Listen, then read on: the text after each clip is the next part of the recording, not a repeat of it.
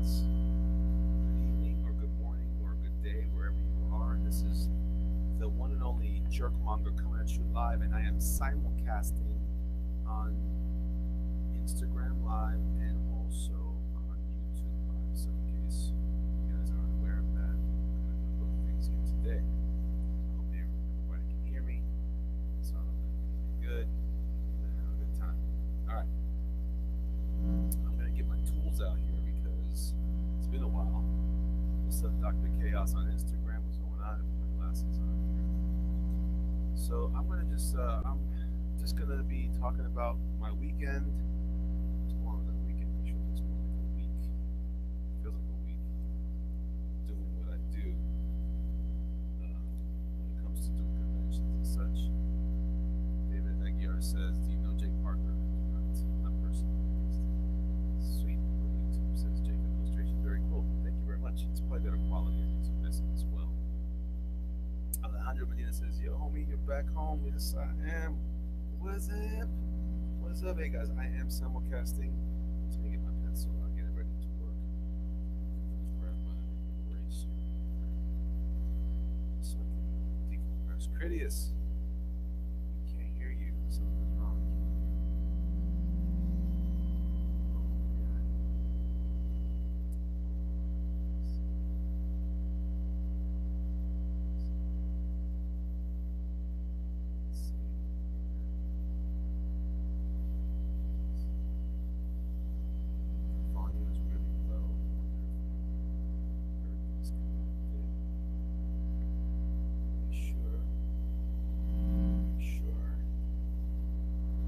Switch my microphone back. STC, how you doing, man? Let me see.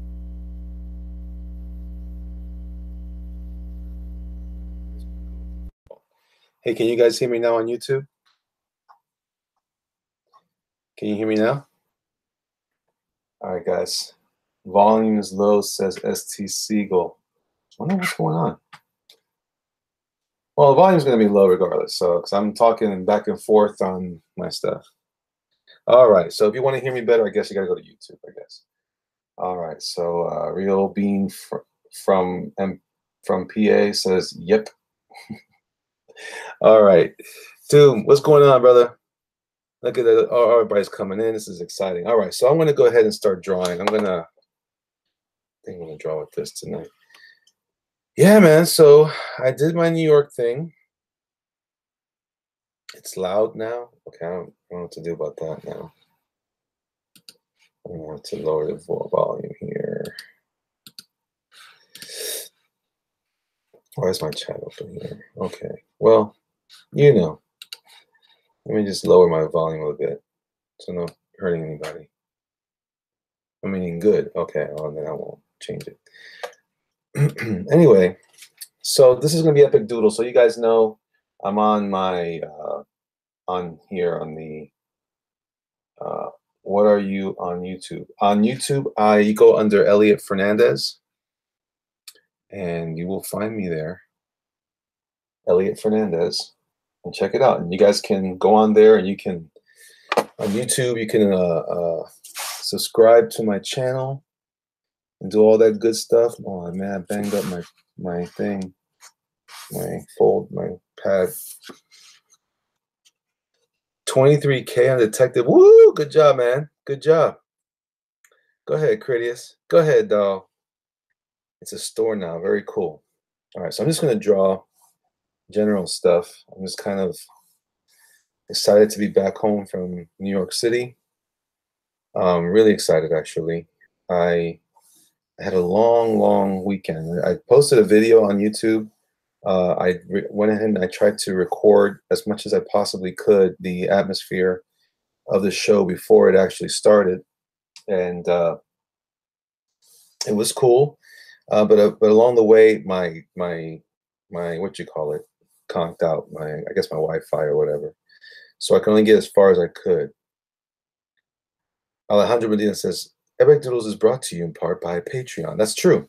So I haven't posted any of that stuff in my description. I guess I should have done that first. But so you guys know, I have a Patreon, And the Patreon is definitely part of the funding for my content. So if you are interested in supporting your homeboy, then check it out. You might want to be part of that.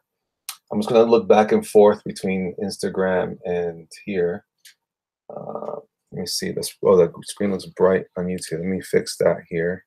I keep forgetting. It's in a minute. There we go. That should be better.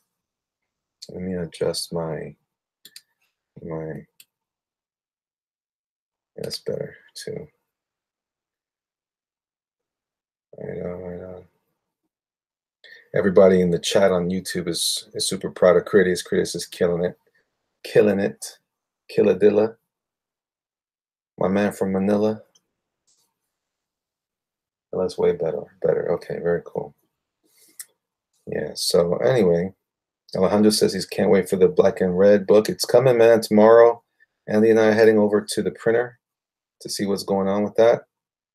And hopefully we'll be able to, I think that it's going to be all finished as far as print is concerned. So then we'll be shipping out what we can. And then those of you who are waiting for,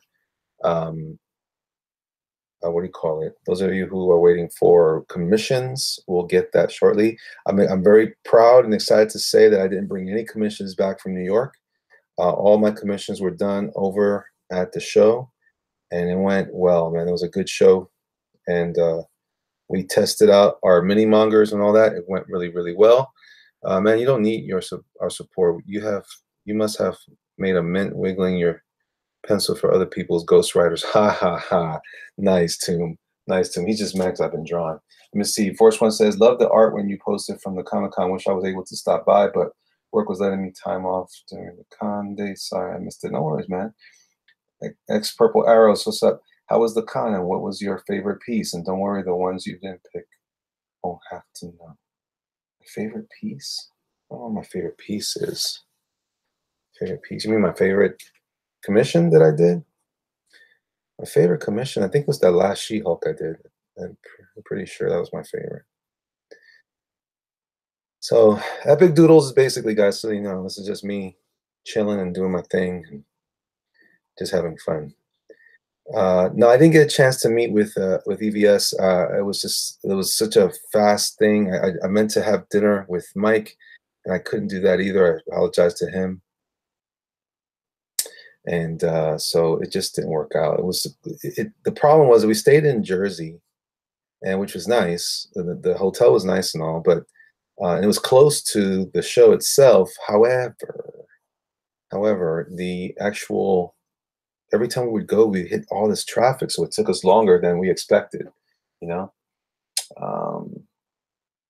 Let's see.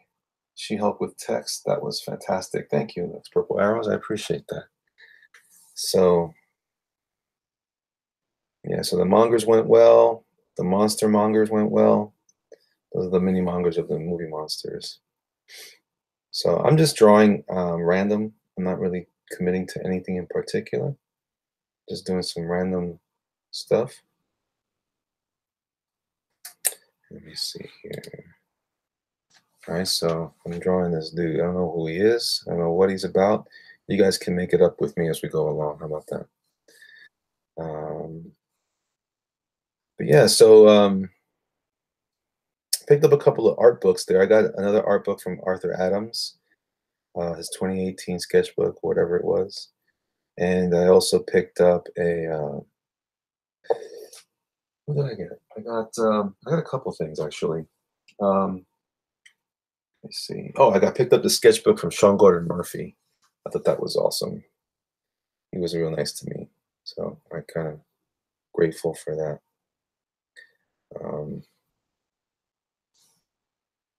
Give him a beard, says Alejandro. Okay, let's give him a beer. Let's give him a beer. Let's see.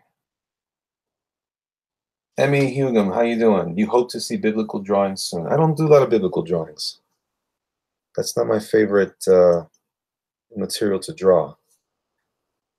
That's my favorite information to know, but I don't like to draw it necessarily. I'm not really big on drawing people with with togas and and, and just loose garments. I like to just draw monsters and stuff. So sorry that doesn't fit your paradigm, but you know, is what it is. So anyway, so here we go. Drawing this beard on this dude.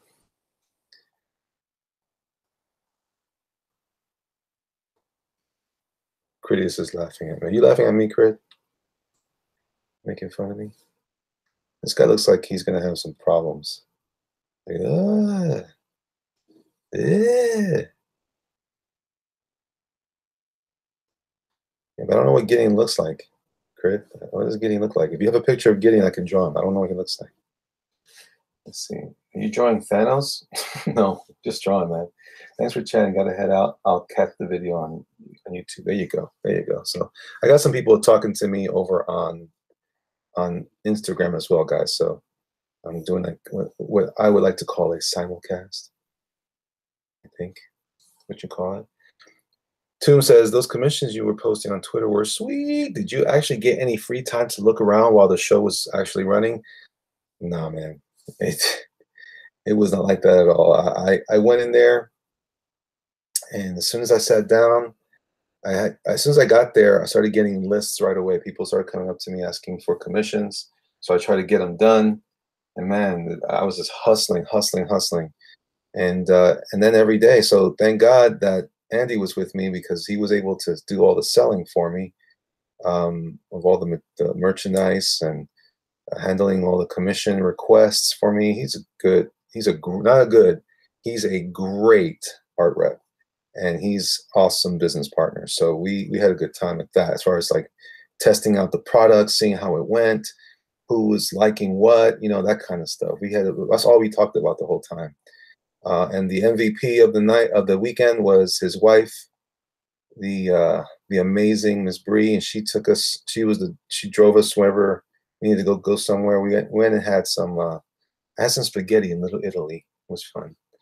This guy looks like a drunken master type. Oh, it could be. Maybe that's what he is.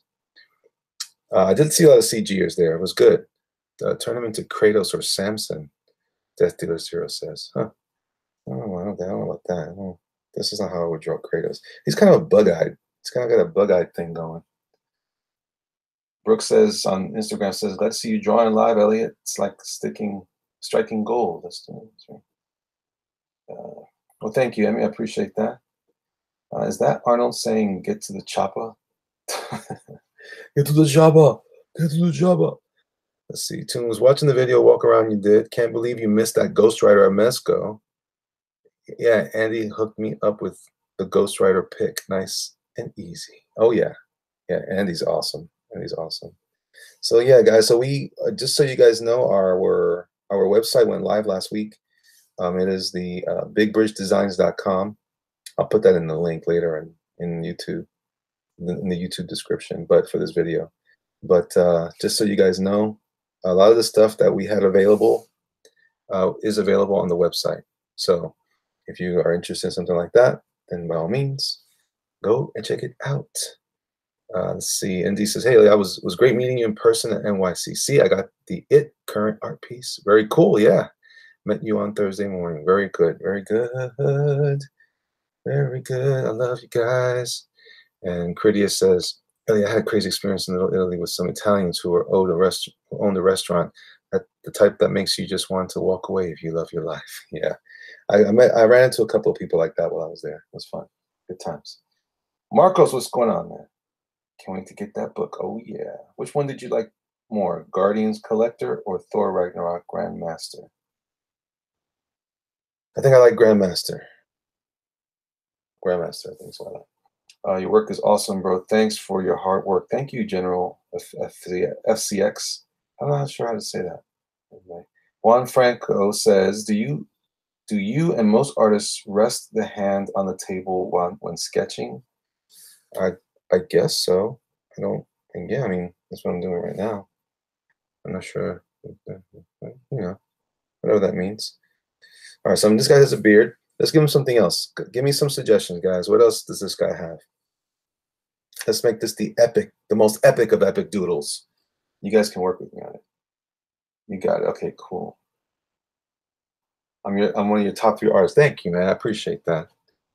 Let's see here. How about I'm gonna give him a brow. I'm gonna give him this like the bumpy brow. I'm giving him bumpy brow. He has a scar. Okay, all right. I like that. Where should we add the scar?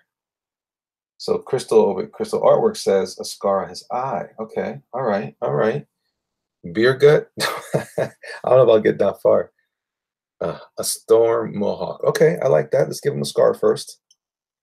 First, let's give him the scar. Let's give him this kind of scar like it's on his eyebrow type of thing. And we'll make him come down off his face. So he got swiped by something, right? And then we'll add the mohawk here. How about that? Look at that. Mohawk Storm is really a guy with a beard. He's looking so furry.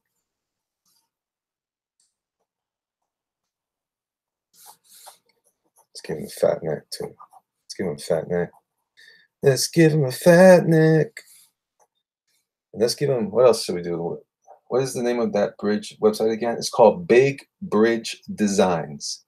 Big Bridge Designs. Give him an eye patch like General Chang from Star Trek. Oh, that's a good idea.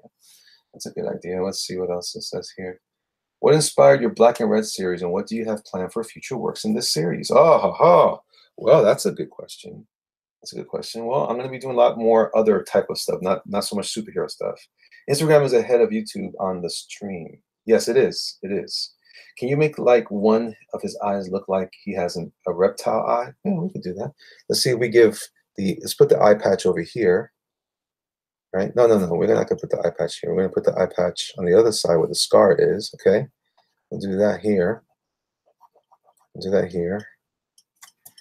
I'm going to just do this kind of thing. Dun, dun, dun, dun, dun. Dun, dun, dun, dun, dun, dun, dun, dun, dun, dun. Nobody wants to. Dun, dun, dun, dun, dun, dun, dun. Actually, it should be more like that. Maybe it comes like this. I need one little bump in his head, like it's pulling on his skin. This side too. You know what I'm saying? There we go. And then I'm gonna give him the weird eye too. Let's see. Let's give him a reptile eye. What does a reptile eye look like? I guess we make the little slit. Here you go. Someone says he's looking like Zangief from Street Fighter. Sorta. If Zangief had an eye patch and a lizard eye, you know, that's kind of cool. That's kind of cool. All right. So yeah, I'm decompressing. I had a good time. It was a very busy weekend, and I was doing a lot of running around. We had to eat. We wanted to go see a movie. I wanted to go see Venom, but I didn't get a chance to do that at all. Didn't get a chance to do that. That was unfortunate.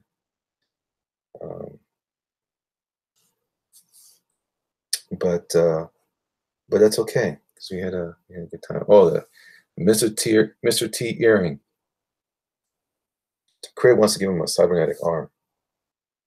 Okay, hold on. Let's give him an earring here. Mr. T. Dun, dun, dun, dun, dun, dun, dun, dun, dun. Dun, dun, dun, dun, dun, dun. Dun, dun, dun, dun, dun, dun, dun, dun. Mr. T. Dun, dun, dun, dun, dun, dun, dun. Let's see. Keung, come on. No.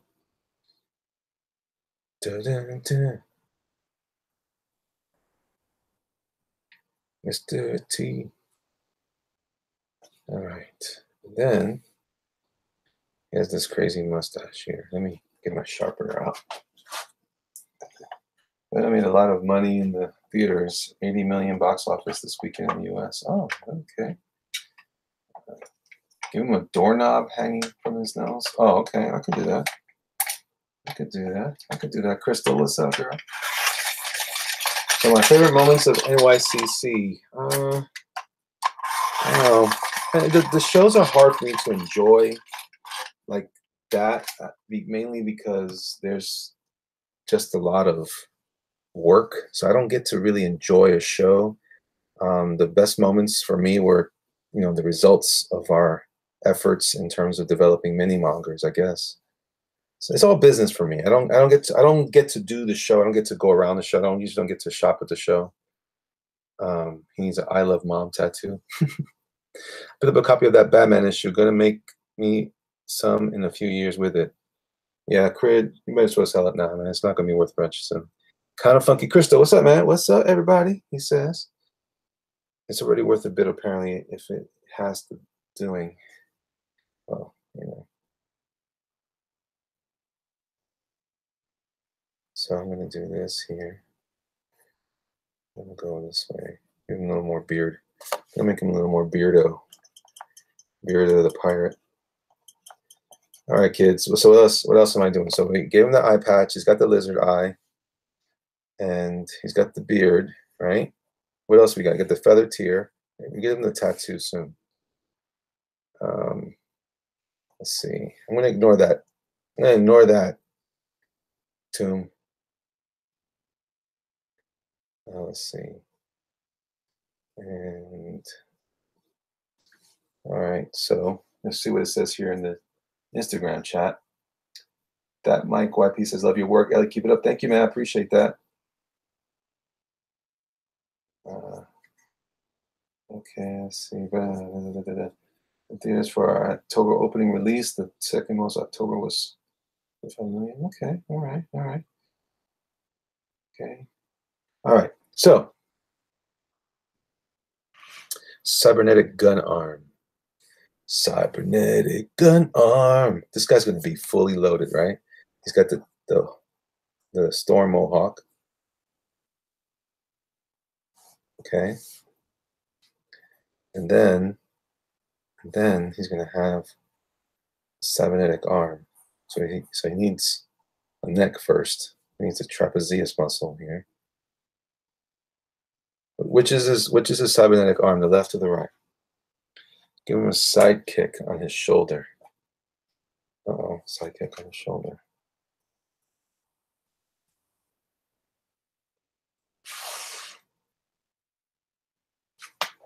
Let's see here. Bro, did you ever think of doing a follow-up miniseries to the black and red by doing black and green, black and gold, black and blue to explore different characters with those colors? No, black and red is my color, man. Those are my favorite colors, red in particular. Hey, Joseph, how are you? And Andrew says, oi tudo bem. Thank you very much. Any side you want. Okay, Crit, you got it. Do some teeth necklace. See, I have a new project with Donald. My stock is going to be OP. What does OP mean? On point, I guess.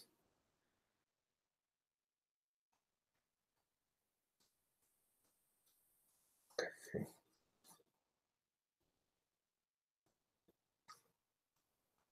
Cybernetic gun arm. Dun, dun, dun, dun, dun, dun, dun, dun,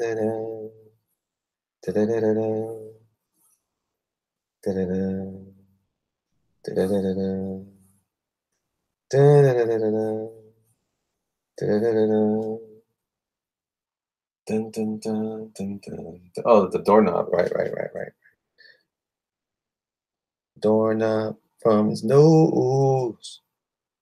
Doorknob from his nose. Overpowered. Tooth ear necklace. No, I'm not doing that. Overpowered. Gotcha. Overpowered. Okay. I see what you're saying. I don't know, man. Oh gosh, I'm tired, man. Like I said, I got home earlier. I went to get a haircut, but my barber wasn't taking appointments today or stuff. So I said, oh man. I said, oh man. Richard Simpson says, I'm digging this. All right. Well, this is Epic. I want to rename this Epic Doodles chat participation.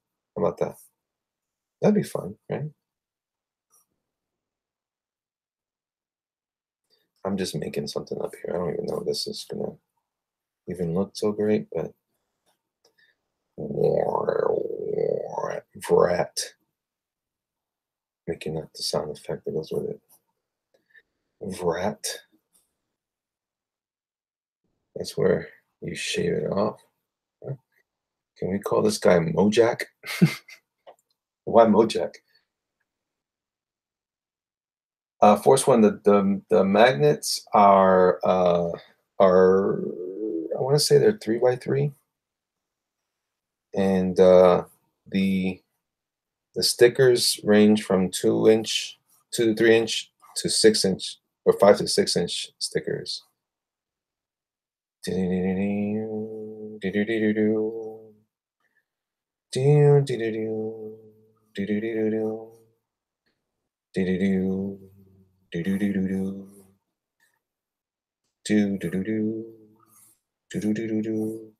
have an arm that has a gun sight on it. Does he talk like Arnold, this guy?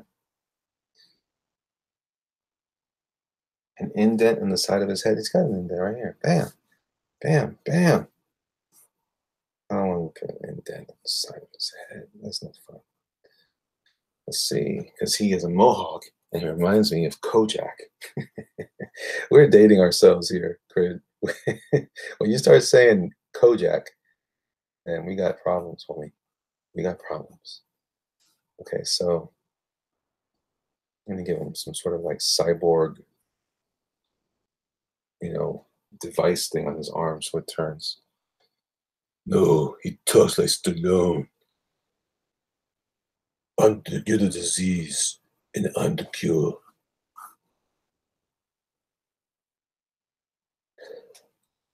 Oh.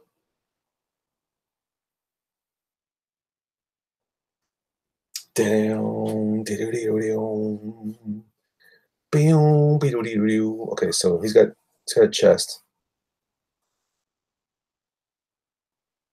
Maybe it's where he gets the I love mom tattoo. Is that what he's supposed to get? Does he wear a tank top though? I think he wears a tank top.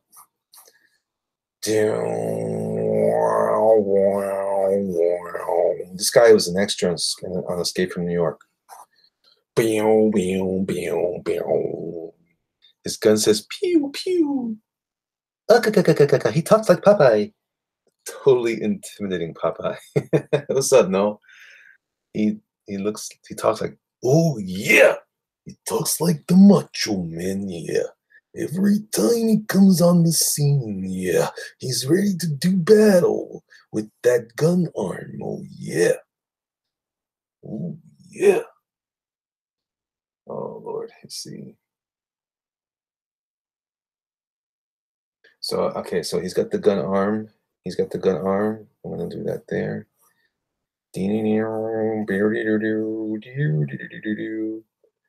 All right, so okay, I'm thinking that's cool there. Nolan, man, I'm not sure. I don't think anybody identified it like that. Or identified you as someone they sent. I can't recall. I got a lot of, hey man, great to see you. Nice to I follow you on Instagram and YouTube. I got a lot of that, but I didn't get a lot of specific. There was a couple of people that came to see me. I hadn't seen them in years. It was fun to visit with some old family, essentially. All right, so that's his gun arm, right? And he needs a couple little, like skin diodes, stuff that can transistors and stuff on his arm. That kind of makes sense. Let's see what that looks like then. All right, so Nolan says, I'll find out. He always has a pocket full of Slim Jims. Oh, yeah! Step into a Slim Jim. All right, so he's going to have the neck. Maybe his I love mom tattoos on his neck.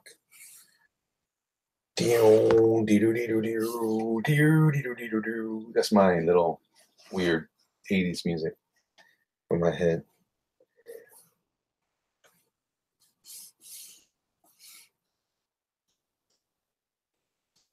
He looks really surprised. Like, what? Did you just say something to me? Did you just say something to me? I don't think so, buddy. I don't think so. I think this is how he talks. How much is the stalls for all days? What do you mean the stalls, Uncanny Kodiak? What do you mean by that? I love beer with a heart. I love beer. So I'm gonna do the heart shape, and then we're gonna do a little. I'm not gonna have the ribbon going off. That's stupid.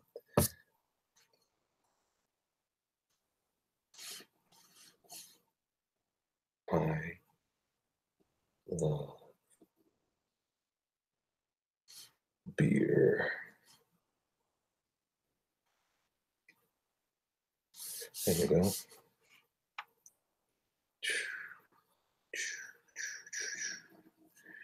I love beer, and beer loves me. I love beer. Can't you see? The artist. Oh, the artist alley table. Okay, I see what you mean. Yeah, the tables I think are like $500 or $520 or something like that. Something to that effect. Something to that effect. Respect I used to never get, because all I got was upset. All right, so the double stream. Yes, yes, I am doing double stream. I thought you were humming the Superman theme with your variation. Oh. Dun, dun, dun, dun, dun. Dun, dun, dun. So what's this guy called, guys? What's his name? Come on, give me a name. Are we gonna go stick with what did we say earlier? Mojack? Mojack. My name is Mojack, the bounty hunter. Looking for a man who calls himself Mucho. Have you seen him? Thank you, Zach. How you doing, brother? Only the baddest of the badasses have tongue tattoos. He's got a tongue. Let's give him a tongue. You miss me.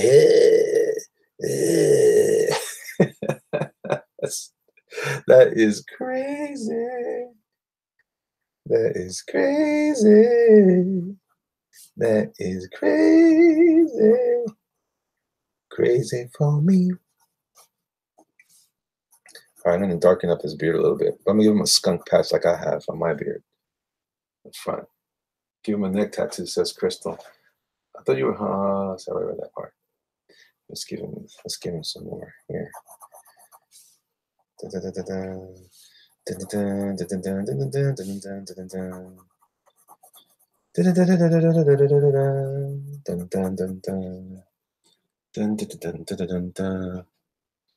American Chopper, see that? His name, Cody says he wants to name him Brad. La lengua. Put a wonky face on his tongue. Oh, let's give him a little. He's got a little emoji on his tongue.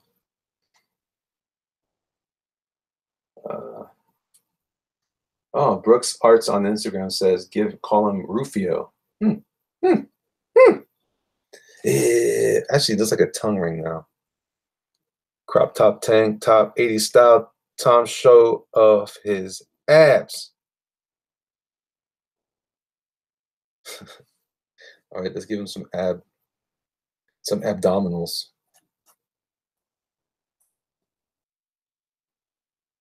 Or does he have like a cut off tank top? What are you trying to say? That's funny. What's up, John? Oh, it's not. They were doing Sandstorm for a minute. A goofy goober. He's a goofy goober. Bam, bam. Okay, let's give him the crop top thing. I like the name Mojack.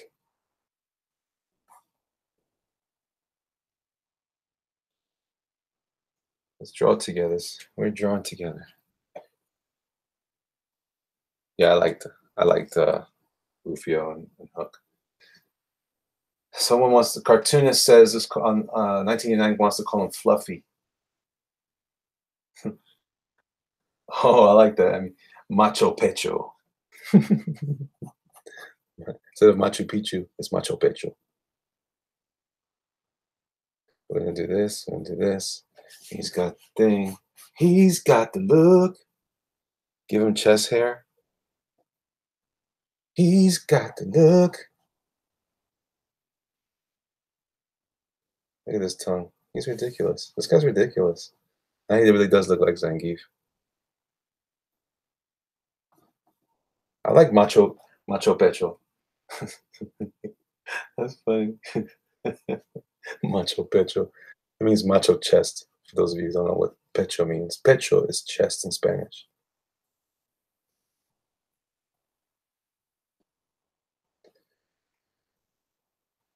This guy doesn't just look tough. He's the toughest around. He's the toughest around. No one's gonna ever get you down. He's the toughest around. I'll give him giant arms over here. He only has the one gun arm.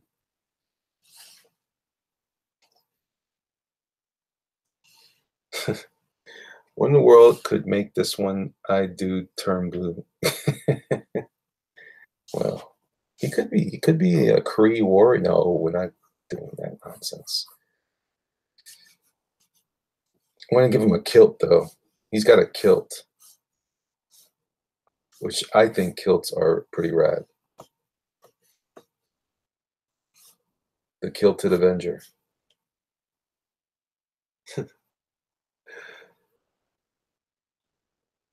I did get your tweet. I thought I responded to it, Toom, about the Beetlejuice print. Thank you very much. Now, instead of the skunk patch, make him the Fu Manchu. Show his chin. Well, that's a lot of chin space. Hello, Elliot. This is Mr. Click. Yeah, thank you for that Kingpin drawing from NYCC. That's right, Holmes. I want to get another one just like, but I want to get it framed. Okay. Well, frame it, brother. Frame it. Frame it. Let's give him a bigger chin then. This guy doesn't even do any real shaving. He's sticking his tongue out. I don't think he's very sanitary, by the way. Make him ginger. Well, I mean, I can. He's black and white right now. It's Space Sheamus from WWE. Yeah, I guess. He's Space Sheamus with lizard eye.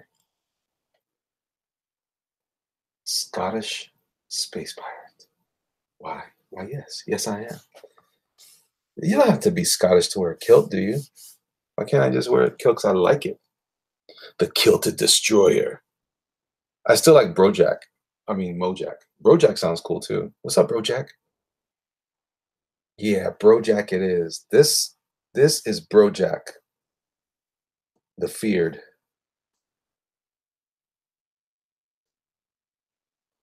Kind of like Lojack, only different.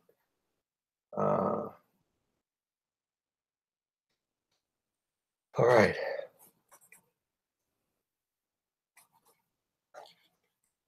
What do you guys think? What do you guys think?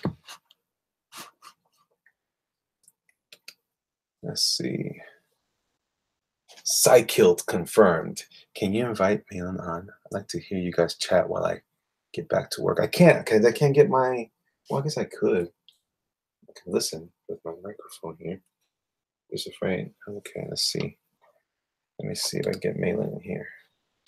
Let's get Malin on board. Malin, I'm gonna invite you. I might as well invite the rest of the crew. Sure, let's do that. Come along with me. Doo-dee-dee-dum-dum-dum-dee. Scooby-Dooby shoo boo goo boo. And something or other, please. Okay. So, all right. So my microphone isn't working on my headset right now, but that's just a matter of doing what I got to do. All right. So let's sling some ink on this guy. Let me get my pouch that has all my tools. What happened to my pouch? I don't have any of my tools here with me. I'm such a terrible. Oh, here it is. Loving the Adventure Time theme song. Outro song. It goes along with this guy. Yeah, totally. What's up, Malin? How you How's it doing, going? brother? How did New York go for you?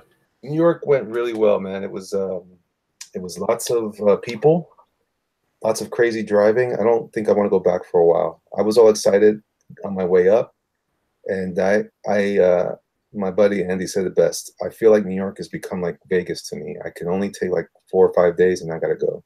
Mm. It was nuts. I guess if we were staying in a city or walking distance or what have you, man, it was nuts. People Did just you try to drive kill you. there? No, we rented a car while we were there because we were staying in Jersey, Mm. and then Gross. yeah, a little bit. And then while we were there, we were not that far from the convention at all, except that it took us 30 to 40 minutes every morning because of traffic. Mm. So it was a longer drive than we expected. And then at night, sometimes the traffic was so bad just getting back. If we ate dinner in the city, which we did a couple times, it was just nuts. So, but anyway, other than that, it was a great time as far as business was concerned for us. We were able to test out our mini monger product and get that kind of get a read on how people want that. Lots of cool people um, asking about all the members of the group and talking about, hey man, this and that. And they were all talking code to me. I thought that was funny. Mm. Yeah, it was good. And they would be very careful not to be, weird about stuff and cause trouble. And then the one that caused the most trouble was Mike Miller. Oh no! So you guys met up? We met up at the show, but we tried to get dinner going, but it didn't work out, man. We were, and it was my fault because we were getting ready to leave, and he texts me around 6:30 after the show was kind of wrapping up, and then I was like, well, I didn't notice the text at all because we were trying to get things out into the car and load up. Oh, So what did the show end at 6? no, it ended at 5. It Oh, ended at 5.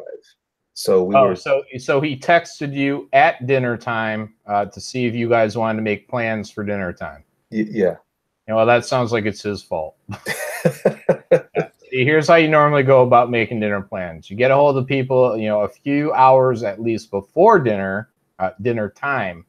When they haven't ate, not an hour after the show got out when they're already sitting down at a restaurant somewhere. Yeah. So he screwed that up.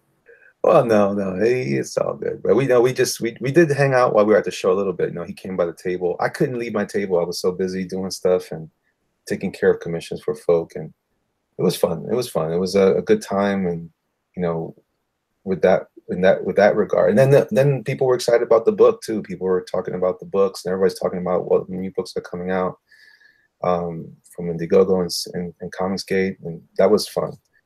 And so, yeah, it was really cool, man. A lot of great positive stuff, and I had a good time with it, And I'll probably chat with you offline about a couple other things here, but Sure. Other than that, it was just great, man. A great positive response. The show seemed really good. I did a video on YouTube of while I was there in the morning. I hope that wasn't like a bad thing, but I was walking around before the show started, just recording whatever I could before my Wi-Fi conked out. So it's like almost at a certain time of the morning, it just stopped working, and I was just barely getting signal for certain things. Of course, I use T-Mobile, so it kind of sucks that way. Mm. But other than that, man, it was fun. It was fun, And then it was work, so it wasn't any fun doing anything at the show because I was stuck in Artist Alley most of the time. And Mike was at this something called Hot Flips the whole time. Yeah, he was in the retailer section, right? Yeah. And then he came down on the last day. So, and then one of my favorite things about New York Comic Con is the art auction for St. Jude's Children's Hospital. So we donated a piece as we normally do, and then it was cool I guess they made like they raised like $46,000 for the charity this year. So that was very positive. Yeah, it's always good. It's always good. That's my favorite thing about that part of the show. But yeah, man. So I missed you guys. And any Cecil sightings? No, and if I did, maybe he was in secret or something. But I didn't see any Robbie masks or That's what he should have done. I know, but he didn't. I don't know. There was some discussion about trying to get together with him and EVS, but it didn't quite materialize. So, which Mm-hmm. was cool. It was. Again, it was one of those things that it was so hard to get anybody going. So Yeah, you gotta do a little bit more low key than something like that. no, we were trying to just get dinner going somewhere. Yeah. Somewhere like even farther away, closer to him. I was hoping. Oh. Well. Yeah. Well, that's okay. That's a long. I'm sure for him it's a longer drive one way or the other, more than he needs to do. And Cecil, I was hoping, 'cause I have I'm gonna mail it out tomorrow. I have his artwork that I did, and remember the ghostwriter Cecil? Oh yeah, right. Yeah, I have that, and then I'm gonna send out that cyberfuck to Ethan Nice. and call it done. Call it done. So I did break my vegan diet, and I paid for it. It's been so long since I've had any kind of beef. I was just like, what am I eating? But it's so good, and I miss it. Yeah, I just drove back from Ohio, and I pulled off at this McDonald's slash gas station, and the toilet was in the worst shape that I've seen in a long time. It's without being too graphic, it stopped flushing at some point, and I'm sure any number of men had gone in there, and they had no choice but to use it anyways. And this thing didn't look like it had a drop of water, and it looked just like a overflowed porta-john. Oh no! Yeah, I was like, "Are you kidding me?" I didn't have to use it, thankfully. I just went in there and used, the urinal. But I was like, "Holy crap, dude!" That sounds like that scene from Desperado. I almost exactly. And I almost took a picture of it, but I was just so grossed out. I was like, "No, I'm just gonna go." What do you do with a picture like that? Hey guys, check this out. Well, evidence. I was just like, nah, I don't really need that on my phone, because I'm gonna just be going through my photos one day, and then that's gonna be staring back at me, and I'm not gonna be prepared for it. So I'm just like, nah. Yeah, it's better that way. I think it's better. But that's how I felt about Jersey in general, actually. Yeah. Oh yeah. Camden. Yeah. Ugh. Well, we were actually right there in Hoboken. And oh yeah. Yeah, it wasn't that bad. It wasn't that bad. You know what I was struck by was, and this is something I've heard people talk about, and listen, I come from New York, and I love the city. But man, it's compared to where I live here in Florida, I really appreciated how clean Florida is compared to Florida's not that clean. So it was kind of like, wow, man, I forget that because I didn't do as much. They're building all kinds of weird stuff. There's this building. I wish I had taken a picture of it. It looks like the headquarters from the Legion of Doom and Super Friends. Nice. It's a weird structure. Definitely an interesting architectural deal, but crazy stuff. But evil. It looked evil. It almost looked like a beehive. Yeah. And so actually, Oh, it's like Ethan's alien wasps are coming to New York. That's kind of what it made me think about. So I kind of wish I had taken a picture now, but it was there was a lot of cool stuff like that there. And the one of the things that overall though, in the city we got to eat, like I said, we went to the Village for a pizza.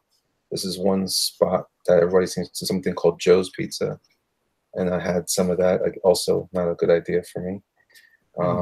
And it wasn't that it affected me too terribly. It was more like it just made me feel overall sick. Like I just didn't feel good. My body felt that's protein coming back into your body. Yeah, I guess so. That's testosterone coming back. That's the soy leaving the body. Yeah. It's painful at first, but it gets better. Trust me. Yeah, I guess you're right. Yeah. So yeah, it was fun, man. The food was neat to have, but yeah, it's just cool, and then of course we almost missed our flight coming back, and that was a fun, crazy adventure. But we made it out. We made it out of the city. I was glad to. I got back, saw my wife, couldn't wait to see her. Saw my kids, they got home from school. So I get to jump right back into the grind. So now what I'm about to jump into is great. Thankfully, I didn't normally in these shows, I come back with a bunch of stuff I have to finish from the show. And you know, working with Andy has been helpful for me, just to have someone to kind of regulate the flow of stuff coming in, so that I could take advantage of some extra cash from the show, but not to the point where it inhibits me from being productive. So everything was done at the show and left at the show. It was great. And the next leg of my race here is to start. We go tomorrow to the printer to pick up all the books and get everything starts to fulfill the book stuff. And then from there, I got to the commissions that are from some of the perks. Yeah, because you guys already did your proof like a week ago, or yeah. And it looked great. Nice. It looked great. Oh yeah, so I went down to Ohio and I went to the fifth wheel campground capital of the world. I don't know. It's weird, but hey, everyone rides around in golf carts to get around this place, and so there were nice little paved, like one lane roads going through it. And so I stalked this place as Jason Voorhees all weekend. It's pretty sweet. And so Friday, I you know, all the campers were just arriving, and you know, so everyone just kind of hung out in their camp, you know, get their fires going. They're out there with their kids. So that was my first night of stalking. And wait. Were you there for that purpose? Yeah, to stalk. Yeah. Come on, Elliot. Okay.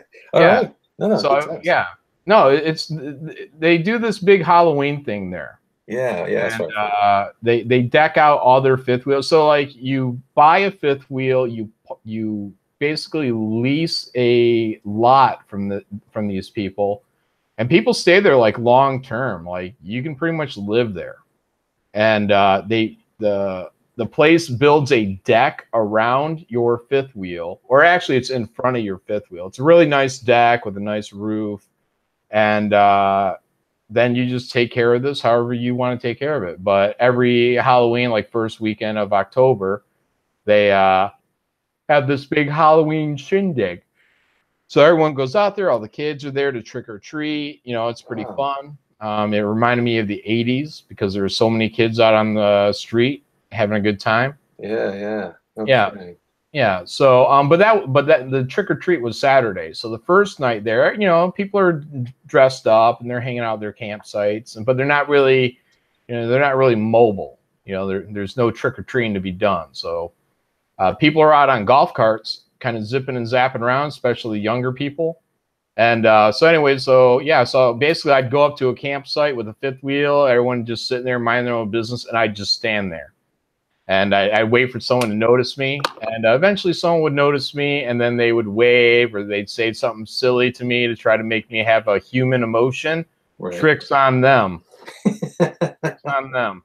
No human emotion out of me, so I just keep staring. And but I had a great out because, you know, that can get awkward, you know? Yeah. So since there was such good golf cart traffic, when a golf cart would come by, I would act like it got my attention, and then I'd just go running. Well, not running, but fast walking towards the golf cart. And all the golf carts, almost all of them are all decked out too. So some of them look like, I don't know, like a Ford F-150 kind of type deal. And no kidding. Yeah, some of them are all like Buckeyes because this is Ohio, and where they're nutty about sports there. Yeah. So on Saturday they had a costume contest, and I was thinking about this all night. I'm like, man, if I go in that costume contest, I'm gonna rock it. Like, I'm gonna win. You know, there's gonna be, you know, applause and probably special brand new awards just made for me. So I'm like, I'm gonna have to get in this costume contest. So when Saturday rolled around, I enter, And I had my wife with me. I'm like, look, they're gonna want to talk to me, but I'm Jason, so I'm not gonna talk because I'm in character. So in order to keep my thing going, I need you to answer the questions. So I walk up there. My brother-in-law goes up there first, and his costume is nowhere as good as mine. He's one of the guys from the movie The Strangers, I think is what it's called. And yeah, he's not a classic. And anyways, but they're asking him questions, and I'm like, well, good thing I got my wife here because I'm not going to say anything. She's going to be able to answer. I turn around, she's not even there. What? Yeah, she I don't know, thought I was joking or something, and so I had to walk back over there as Jason, go up to the golf cart she was in, and say, "What are you doing? You got to come over here and get me through this door." Anyway, so I entered the contest, and my brother-in-law won. What? Like, are you kidding me? Yeah, he wasn't even scary.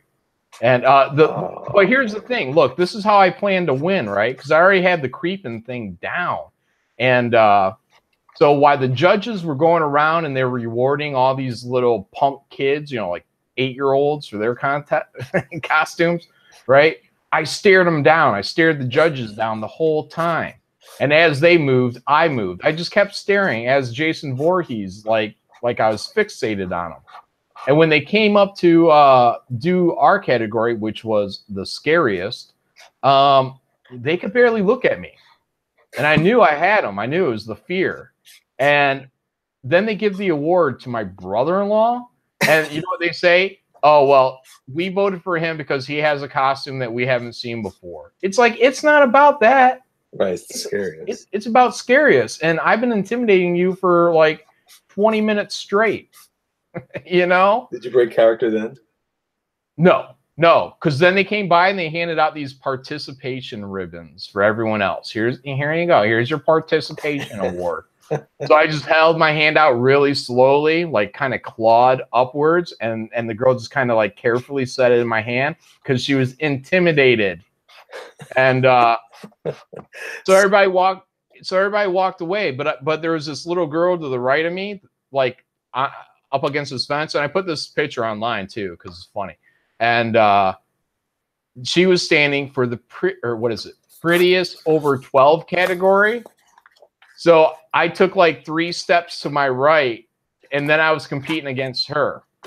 But I never lowered my hand from when they put that ribbon in it. So I was still creeping everybody out. And that was like the whole point of everything, that, you know, my genius was not being recognized. See, and yeah, and I didn't win that category either. I was like, that's some bull crap. Well, somebody on here said, John, so it was just like drawn and quartered. Oh yeah, me losing. Exactly. Yeah. And but look, I was having a good time, man. Just like drawn and quartered, I was having a good time. Well, now it's kind of early for that, though, isn't it? Why is this done so early? Is it just like a special festival for that? It's probably just a good time for them to do it. You know, it's maybe not too cold, and maybe it's the best time to get the most people out there. You know, because on normal Halloween, you may want to be, I don't know, in your own neighborhood somewhere. I don't know. Yeah. So I really don't know. The weather is still good, you know. So I mean, the weather is gorgeous out there. See, that's the thing in New York was we were expecting cooler weather. It was supposed to be in the 60s parts of the day, and it was pretty muggy and not quite like it was more in the 70s than anything. And I was like, man, I was really hoping for some cool weather. I missed that part the most. Was it cool there? Was it nice and cool for you guys? No, it was like 90 degrees on Saturday. What? In Ohio? Yeah, it was great. Huh. And yeah, and then so Saturday night was the haunted trail, and my brother-in-law had been working with these guys setting up the haunted trail. So you know, the fix was probably in on that scariest contest. So anyways, I guess they were short of people. So, you know, he was mentioning it, and I was like, yeah, I'll go do that, man. I'll go do that haunted trail. So I go out there to do the haunted trail, and the first place we go, or my brother and I, we do this kind of walk around because just trying to, you know, we're like free roaming the place. You know, we're both, you know, like stalker characters, whatever. So But one place they had set up was like a tent, like a campsite. And I was like, ooh, this might be a good spot for Jason, you know? And so when it all got going, that's where I set up at first. And there were two other young kids there, you know, like, I don't know, 16, 17, you know, they're kind of really just goofing off. But so I tried my Jason act there and it really sucked, man. So the problem with Jason and how this place was set up, so they were bringing people in like down a trail. And, you know, it's like one person thick, but 20 people long. That's how long the lines are. And it's a whole bunch of trees in between, you know, us and them. So how the woods were set up and how the spot was set up, I could come out of the woods, like up to them, and I could get maybe 3 people to even notice me. So maybe I get one to be like, ah, yeah, and then everybody else is just like, oh, there's Jason, because they didn't see me. Now they see me standing there, just kind of looking at people because I can't obviously I can't stab them. So yeah, so I was like, man, this really isn't kind of working out because people need a little bit of time to see me. So there was another spot that was set up, and I avoided the spot originally because up above it looks like a cabin, but up above it says Red Rum Inn. Okay. So it's like, you know, it's more shining than anything. And I was like, that kind of sucks. And then it was weird because I had almost like a Michael Myers corpse, like this kind of just thing laying on the ground. So it had nothing to do with like The Shining.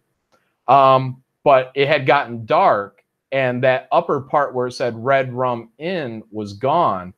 So it looked like a cabin it looked like the cabin from Evil Dead 2, but with like Christmas lights, you know? So I was like, ooh, yeah, this can actually work now because it's dark.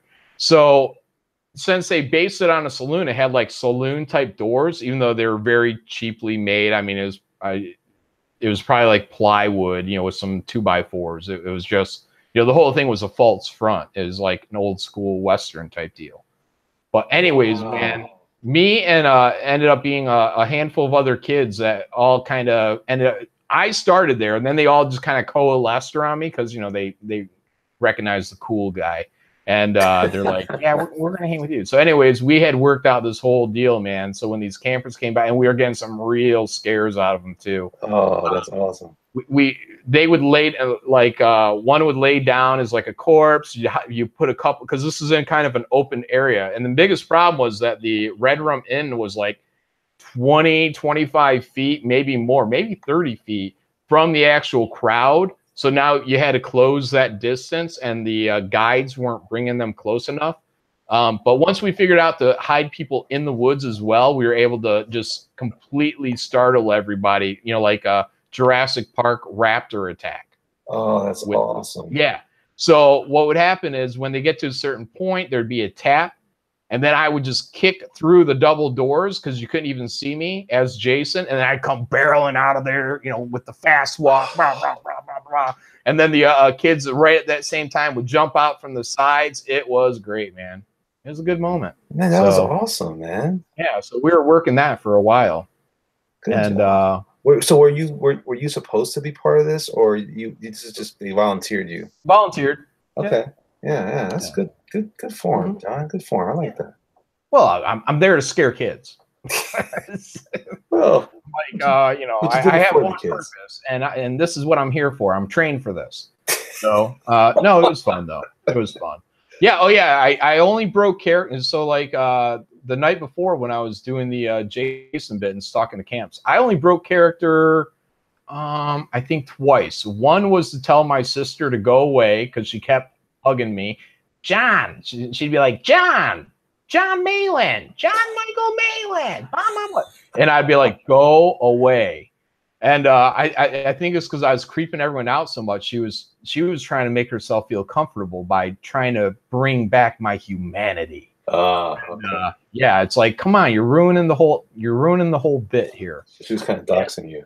Yeah, exactly. I'm trying to scare people, make them think I'm a psycho killer from the woods. And here you are, like, you got a phone call. You know what I mean? Stuff like that. Yeah. So, anyways, the other time I broke character was there was a little girl and she was getting too close to the road and her parents weren't paying attention.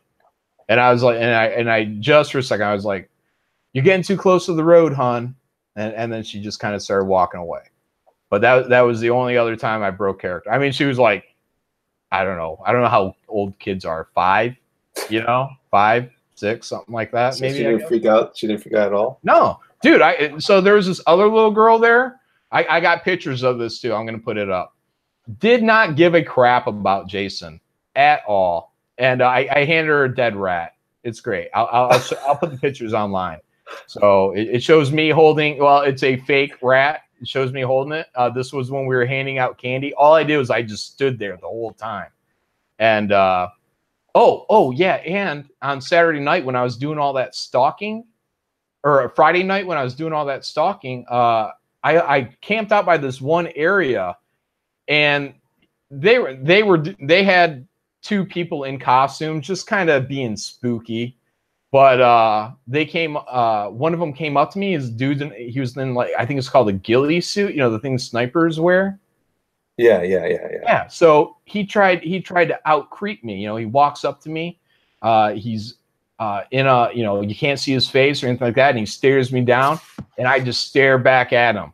And like, you're not gonna win, dude. Like, I'm a pro.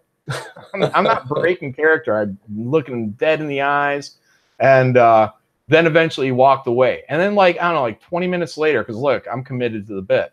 Like 20 minutes later, he comes back, and first thing he does is, submissive, removes his mask. Like, you are a loser. And so he removes his mask, and he's like, "Hey, man, just want to say, you're doing you're really doing a good job, man. You're scaring my girlfriend and blah, blah, blah." And I didn't say anything at all. And eventually he just felt awkward and left. So like, look, man, I'm Jason. I'm in character. I'm not here to like high five you. Maybe that's the problem, that you were so scary that they were, like you said, they were trying to get more comfortable with you being there. And it's 100% that. Yeah, 100%. I mean, I know for a fact that's what was going on. They're all trying to feel comfortable. Because look, man, I'm a badass Jason. So, all you have to do to be Jason is not move and just stare people down. And once in a while, you turn your head really fast if they get on your nerves. And then, woo! So yeah, I had one campsite. Older people telling me how they had guns and how they, Oh yeah, so.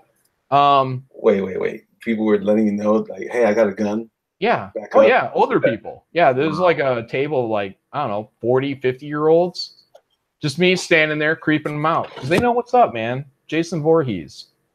And all day. Yeah. Yeah. And I didn't let it bother me, but again, after a certain point, a golf cart comes by, boom, I'm out of there. I got more people to scare. Yeah. I had people invite me. People invited me into their fifth wheel. First, this lady did, because I had scared her daughter, who was like, I don't know kids' age, maybe 8. And her daughter is like at the door of their fifth wheel, and the mom's like, go in there, scare her. And I'm just like, I'm thinking, like, I don't know what happens when I walk in that fifth wheel, and then dad's there not knowing what's going on, and I'm walking in, I got a knife, and it's a real knife. So that's kind of the tip for how you scare people too, is you don't have a obviously fake knife. And so I have a real knife, and I don't want to walk in there and terrorize this lady's daughter for shits and giggles, and then have dad in there with a gun.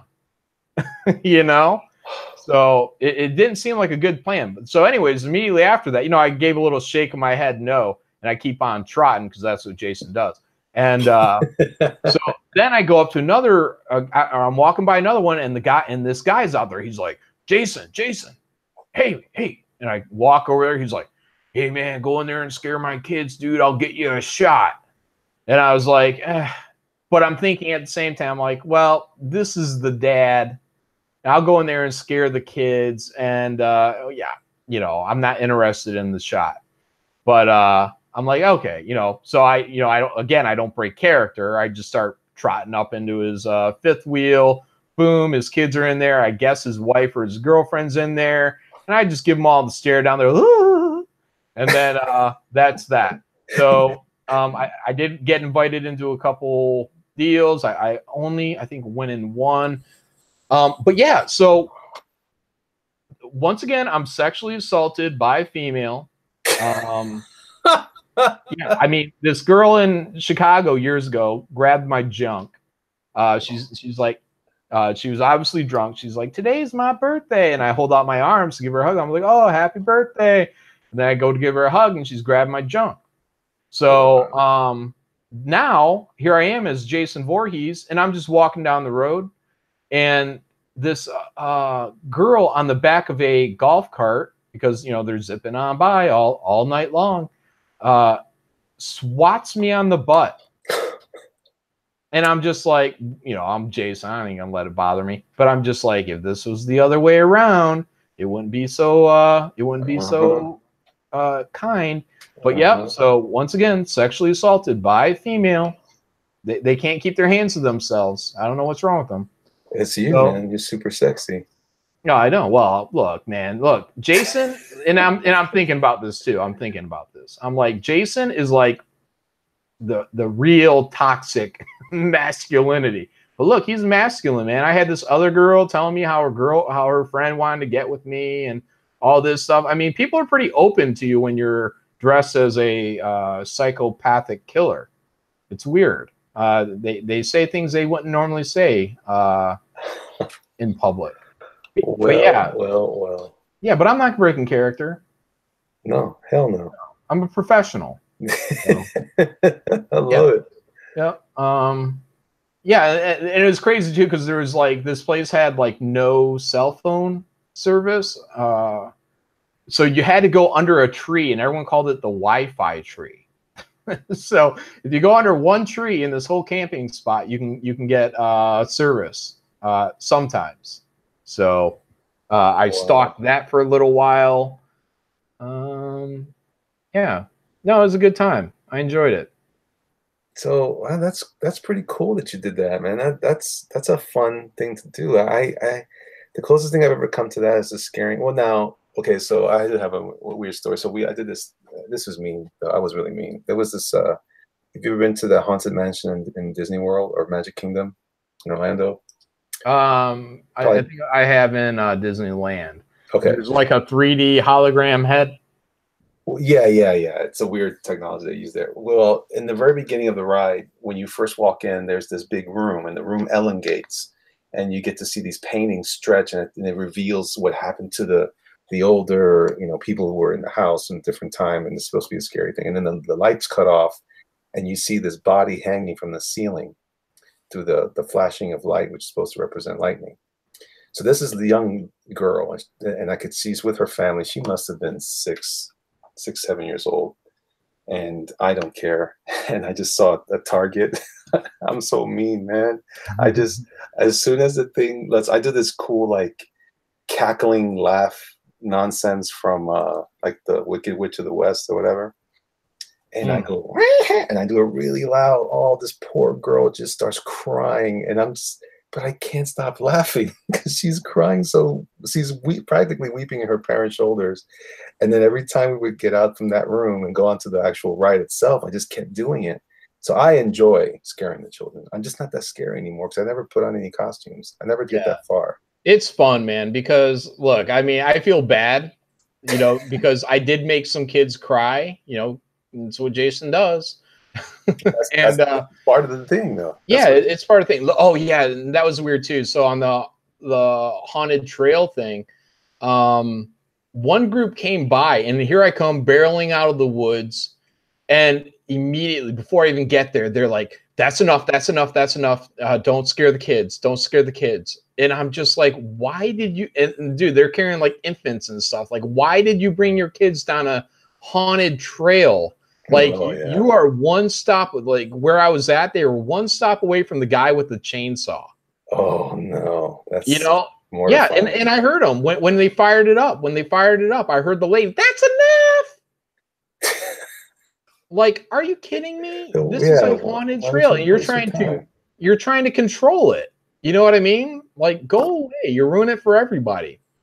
So again, these are like groups of like 20 people. They don't all know each other, and here you are ruining everybody else's scare because you brought your, you know, near infants with you because you're dumb. Yeah. Antonio, no, I wasn't stalking the kids. I was stalking the campers, and there happened to be children there.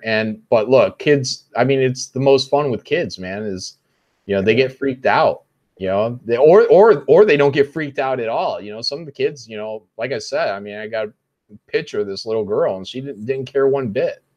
You know, we're like, was in Monster Squad, that little girl in Frankenstein. Oh yeah.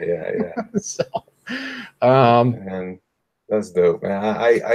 We went by this house over in we ended up going to, I had to visit a customer who I had delivering some art. He couldn't make it to the show. He wasn't feeling well, and he's got some health issues. So we went to his place to deliver some art and talk with him for a minute. I forget where I was. It was Staten Island, and this people's house, they had the coolest setup, man. It was like, I took a picture. I'm gonna post it in the chat so you guys can see it later. But it was the coolest. No, it was a video I took, and they had like a demon guy in the front bushes, and I was like, whoa, this is super impressive. And it reminds me of when I was a kid. There was this thing out in Jersey called it was the Haunted Mansion in Long Branch, New Jersey, which sounds killer because Long Branch always sounded like a scary town anyway. And but I would see these commercials from New York City, and I'd be like, wow, I want to go there. And I heard this story once that this lady that we knew got trampled on. It was so scary. She got trampled and broke her leg in the ride. Or not, it wasn't a ride. It was like a walkthrough thing, just like what you're saying. But it was in the haunted house. mm-hmm. And the closest thing I ever came to that myself was there was this thing in Orlando when we first visited Florida when I was a kid. It was called the Mystery Funhouse. And it had these crazy things, and it was typical, typical haunted house things. Now I ended up going before they closed it one more time, and it was the dumbest thing ever. But when I was a kid, it was super scary. So there's something about that thing when you're that young. Oh yeah, that's the best time to scare them, and to get them interested in that sort of activity. And by the way, do you recognize what I'm drawing? Yeah, is that Vlad? It's your guy, man. Yeah. Nice. That's awesome. Yeah. So yeah, man, that's cool, man. You're like a superstar, brother. What's going on? What's going on? Not really. But you know how I knew that Jason was. So I actually bought a Jason mask before I went down there, and I took it with me, but I didn't take it on that first night to the campsite because I knew the thing was going to be on Saturday. But then once I got there, I realized people were dressing up, and my brother-in-law was going to take his stupid costume out. But he had a Michael Myers jumpsuit and a Jason mask. But my Jason mask was better, but his was like a light one. It looked a little bit more white. Mine looks like it's like it was in the grave, like like the movie. In the water, and real yellow and dirty looking. But anyway, so that first night I put on his jumpsuit and the mask inside his trailer, and I couldn't get this stupid sliding door to open. So my nephew was going to open it, and my nephew, he's just a shit talker, and nothing scares him or anything like that. So right before he opened up the door, I hurried up and turned, and I squared up on the door, so I was, all big, strong, right there. And when he slid open the door, he jumped back. He's like, oh. And I was like, yeah, this is going to work. As soon as I walked out of the fifth wheel, like everybody was like, whoa, like, you're fat. So your body type is just like Jason, Oh, man. Like, yeah, great. So man. Did you take pictures then? You're going to show them? Oh, yeah, I got pictures. Let me see if I can find the one I already put on Twitter. I'd love to see that. That'd be great. Oh, it's on Twitter already? I'll check it out. Yeah, hold on. I'll bring it up and put it on the screen share real quick. The one I put up is the costume contest one. Did you take pictures of everybody else? Was it just you and your brother competing, or your brother-in-law? Yeah, he's not in here. This is after the scariest one. So he had already gone off with his whatever he got trophy. I think he just had a better ribbon. So not that big of a loss. Oh, but you know what was funny was I kept the gag going that hold on, I'll show you because it'll be easier when I show you guys this. So I won this participation ribbon and I never lowered my hand. So if you guys can see that right now, in my hand is my participation ribbon. In the other hand is my real knife with fake blood on it. This is the prettiest over 12 category. These guys are not that progressive because I didn't win, and I should have won because I'm definitely a minority here. And so if you see that is how I was holding it when they first handed me the ribbon. Like I never lowered that hand, and the ribbon is just kind of laying in my hand. So the very next day, or no, later that day, because this is Saturday, that's the good mask, right? That's my mask right there. And if anyone's wondering, that's a Star Wars shirt underneath my jumpsuit. So, anyways, so then later on when we did the trick or treat, I kept that ribbon in my hand like it was special to me. So yeah. So because anyone that was there that saw me there, and there were some people that actually that Velma girl came back later on when we were to get candy, and she's one of the few people where I stopped because I stood like that pretty much the whole time for trick or treat when people were walking by the campsites, and when I saw her, I moved and I went up to her and I tapped her on the shoulder, and she turns around, she's like, huh? And I like hold up the participation ribbon and I point to it with my knife. That's psycho, man. Yeah, that's why it's funny. Then after that, I moved back to my spot, and then I just kept staring people down again. But I thought it was just like a good running gag, so I stuck with it. Oh, it's good. That's good. Yeah. I'm all about the kids. Always about the kids, man. Always about the kids to scare the tar out of them. Yeah, well, that's Halloween. But yeah, let's see. Sketch therapy, sore loser? No. No. By the way, John, your campaign is still in demand, right? Mm-hmm. So okay, I'm gonna make sure in a little while I'm gonna start posting information. I'll make sure I put a good link to the campaign.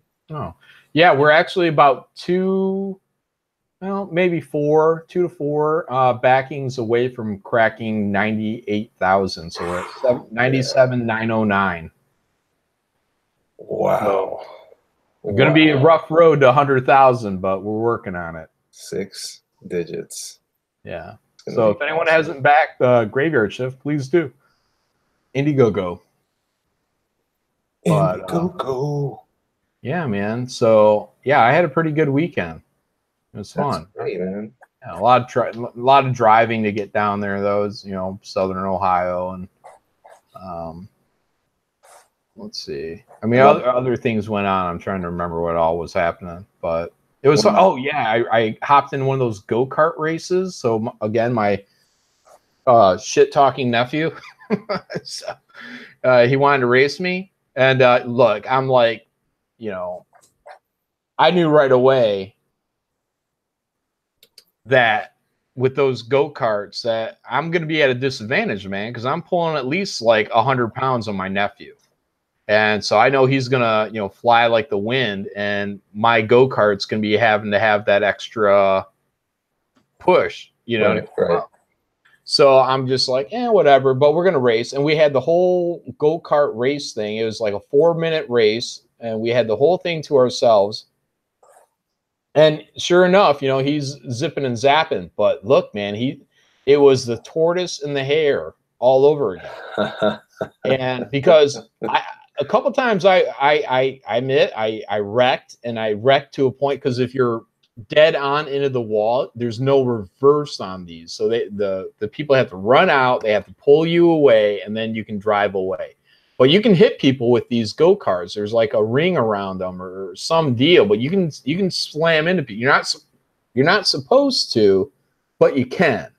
So anyways, twice my nephew ended up assisting me into testing out if I could get myself stuck or not.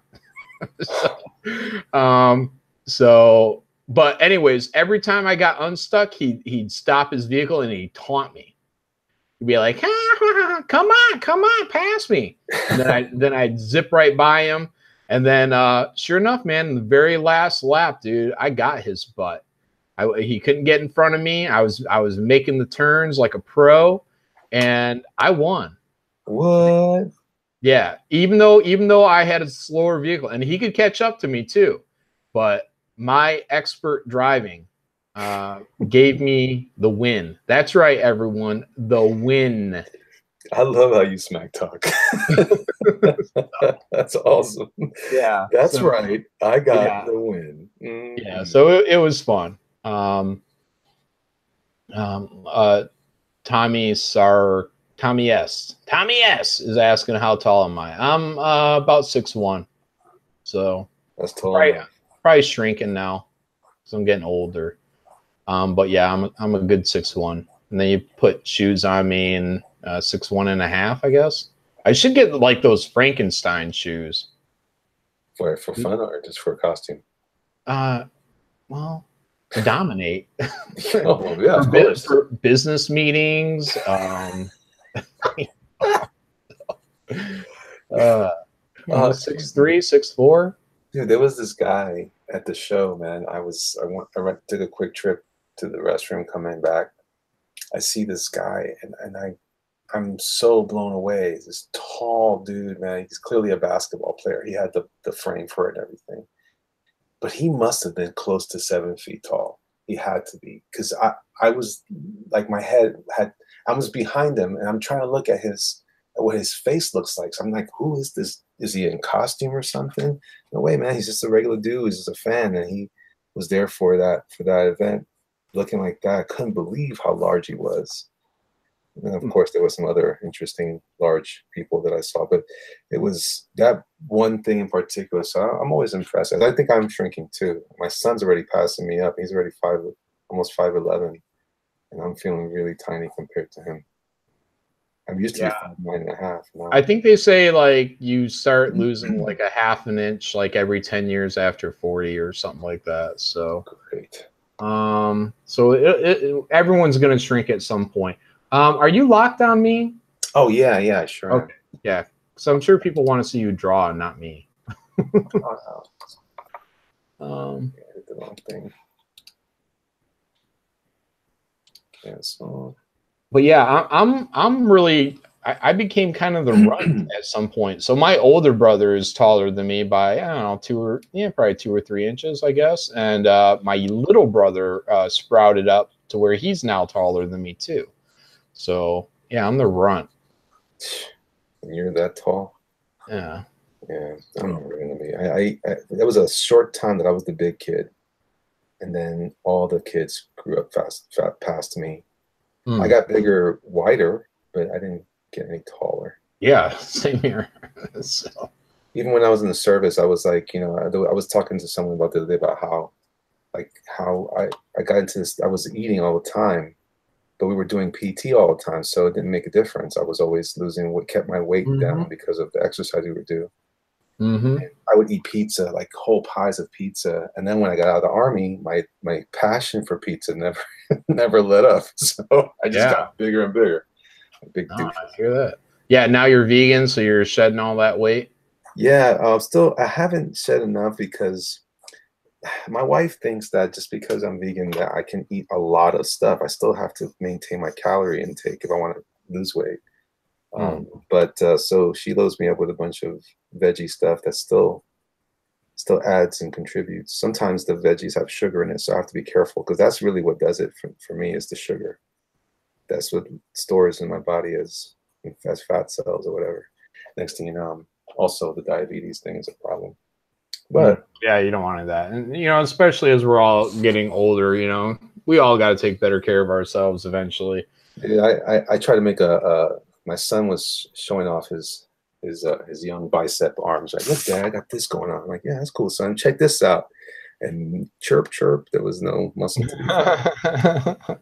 Couldn't believe it. Yeah. Oh, what are you going to do this youth? I'm not sure I'm doing this character much justice here, but I'm trying. Oh, it looks great. Rodwell Stevens is saying Knuckle Bomb, which is Indiegogo that's out right now, is 100% funded. So Keung Lee was on my live stream earlier tonight. Oh, right on. Okay. So congrats to Keung Lee, and hopefully, I would love to see Knuckle Bomb go well past 10,000. I'd love to see it do 100,000. But you just never know, how these will do. But I think at 10,000 would be a really good number for Keung Lee to hit bare minimum. And I think he'll do it. So he right now he's off to a good start. He needs to get on more shows. What's it again? Knuckle Bomb. Well, Knuckle Bomb. Yeah, you can type in Battle Maiden Knuckle Bomb. Somebody hit me up with another campaign they're doing. They're not quite funded very well. I have to look it up. They sent me a message on Twitter. Oh, that looks pretty cool. Yeah. Oh, no, it's like really good executed manga style. Oh, yeah. It looks good. It's sharp. Yeah, he draws it, writes it, letters it, zip tone, grayscale, the whole, everything is him. Oh, good job. All right. Cool. Mm-hmm. I'll put this in the link too. Nice. Or in the description as well. How much time does he have left? Oh, he just launched. Yeah, just launched today. Oh, very cool. Very cool. Yep. I think if I was to guess, he's probably been rolling for about 15 hours now. So, but yep, 100% funded on his first night, and that's one of the campaigns where I just really want to see it grow and grow over the next handful of years, and see these audiences keep building. So somebody like Keung Lee, someone that definitely should be able to tell stories the way he wants to tell them. So you read his tagline under Battle Maiden Knuckle Bomb. It says, "Superhero comic meets battle manga, a throwback to 90s action comics with unapologetic sex appeal." Perfect. Yeah, and he's cool as shit, man. So that's all right. Yeah, she's got the junk in the trunk for sure. Yeah, I'm going to have him back on in a couple weeks just to kind of keep promoting this and letting people know about it. Well, shit, cat, jump up already before you dig your nails into my leg any deeper. This big fat cat of mine, it would chew up and destroy Mitch Breitweiser's cat. Chumley. Chumley would be chum. Nothing but chum. Was it a lynx or something? No, it's just mean. It bites, it hisses, it scratches. It doesn't mind sinking its claws into your bare leg while you're sitting here talking on the computer. Doesn't give a crap. So mean cat. Meanwhile, her brother is cool as crap, man. My other cat. So this cat, we actually named it Bitey at one time. Now we just call it Chunk. But it's both. It's huge, and it fights, and it scratches, and it's just mean. And at times, and other times it loves you, and then you really appreciate having her. But her brother Mello is also big, but he's more of like whatever. He's not a big fat cat. Like he carries his weight better, but never scratches, never bites. Lets you rub his toes. Really? Mm-hmm. Yeah. I'm allergic to cats, so we only had the one time, and it almost killed me with asthma. No, yeah, they're not that great. Well, they're pretty cool because they're low maintenance, Right, that's kind of the best thing about cats is you give them food and water, keep their litter box clean, and that's really about it. So dogs require a lot more attention, like all the time attention. They get sad and if you're not there. these cats, you know, I think they probably get sad. They just show it in different ways, like violence.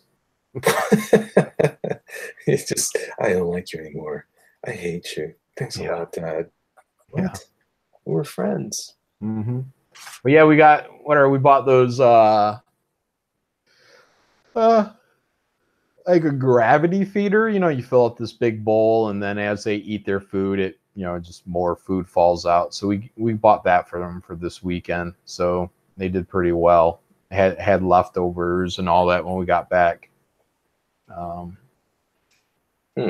That's actually really good as far as the maintenance is concerned. You don't have to do much, but give them what they need, and they monitor themselves. I remember that we had the cat we had was called Mommy.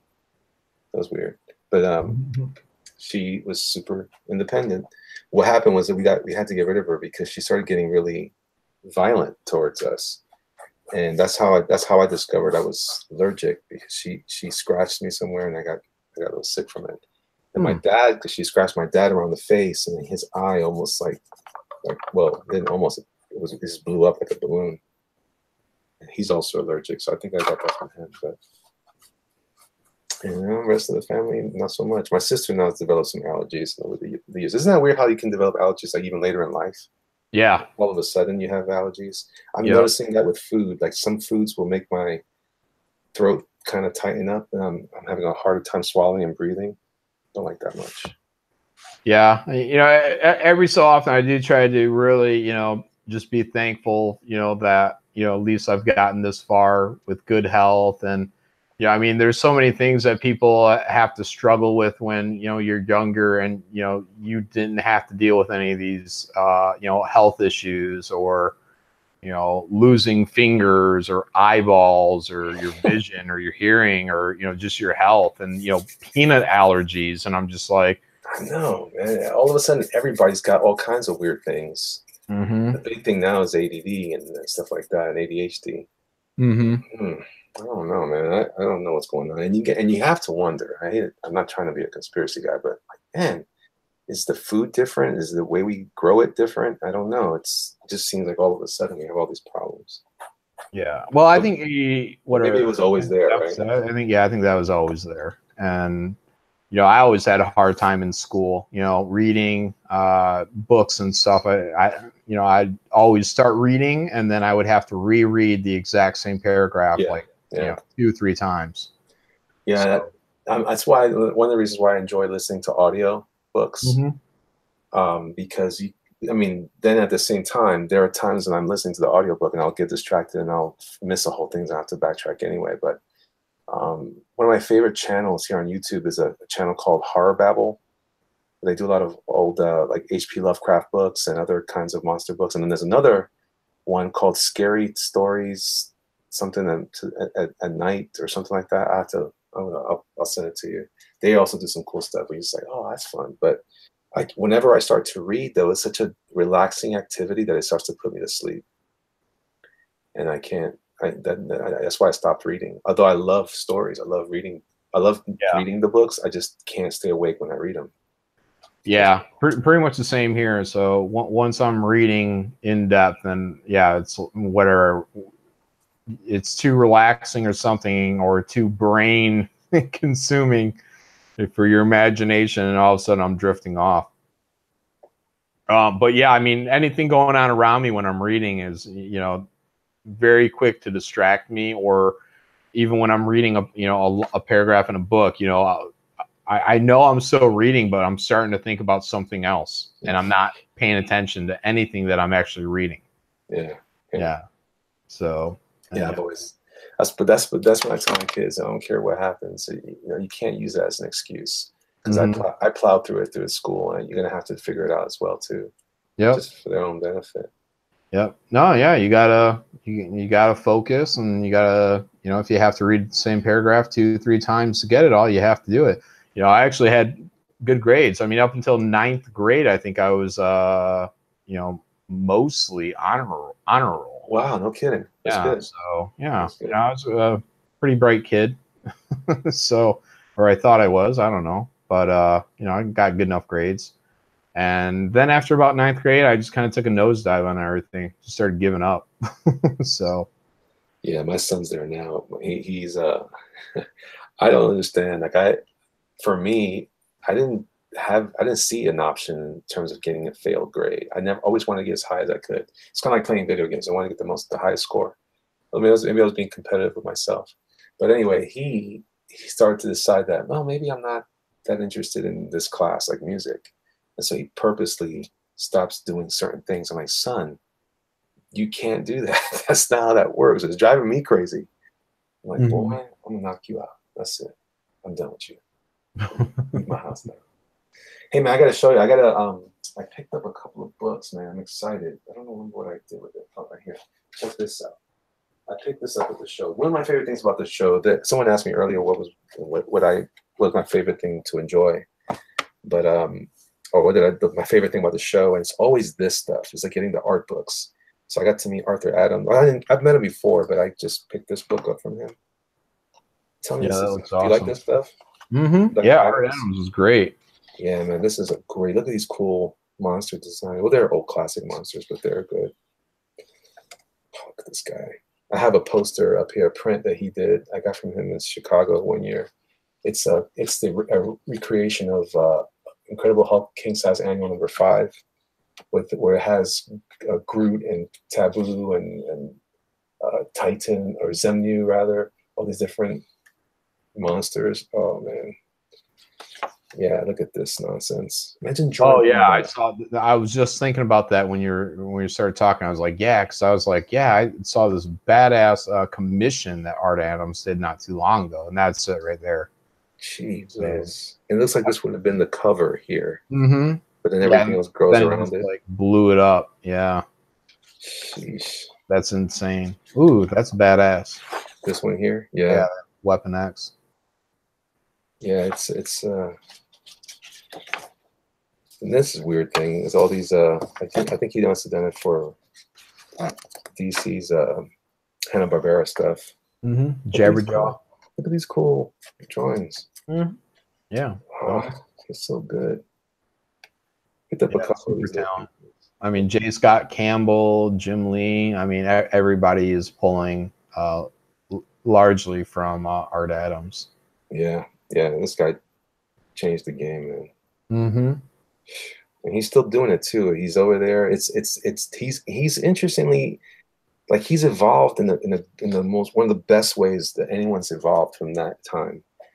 Some of those guys like John Byrne got really loose and got hard to read, and some of this guy just gets better and better. Mm-hmm. Thinking, I have some of those issues that he did for all that X-Men, Asgard stuff, and it was great. Then I look at this stuff and I'm just like, wow, look at how far he takes it now. He's clean, but still loose enough. Yeah, just someone that didn't work so hard to burn themselves out. Like he works hard, but his output is not, he's not doing 12 books a month. And Oh yeah. Look at this. Oof, that's creepy. Mm-hmm. Yeah, that's awesome. Yeah, so that was the fun that I had at the show. Then I picked up some art stuff, but anyway, John, I got a boogie, man. I'm gonna get some sleep. I need some shut-eye so I can take the kids to school early in the morning. Yeah, cool. If you want, I don't know what you plan on doing with that, but if you want, we can put that in graveyard shift as or in fan art section if you want. Yeah. Let me tighten it up a little bit. I'll throw some ink on it so you can have it. Unless you like this, and then we'll just keep it that way. Oh, it doesn't matter. Whatever you want to do with it. So looks awesome. So I love how quick you throw everything down, though. I mean, and it doesn't take any time for you to do something, have it just turn out to be really awesome, really fast. So I appreciate that. This drawing, even getting this much life, that this would have been 2 or 3 times as long for me.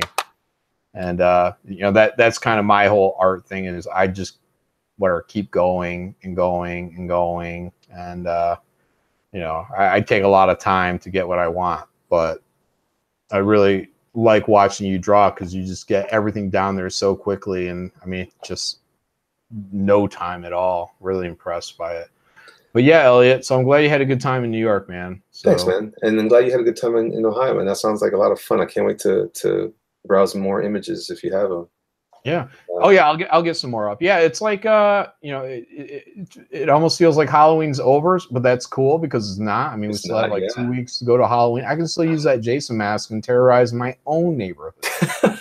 That's right. Yeah, the fun never ends. So yeah, everyone, check out Graveyard Shift.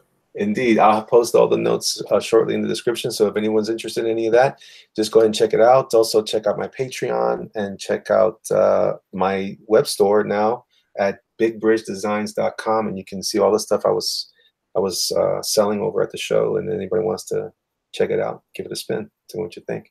You guys have a great night. We'll talk to you guys soon. Bye. Good night.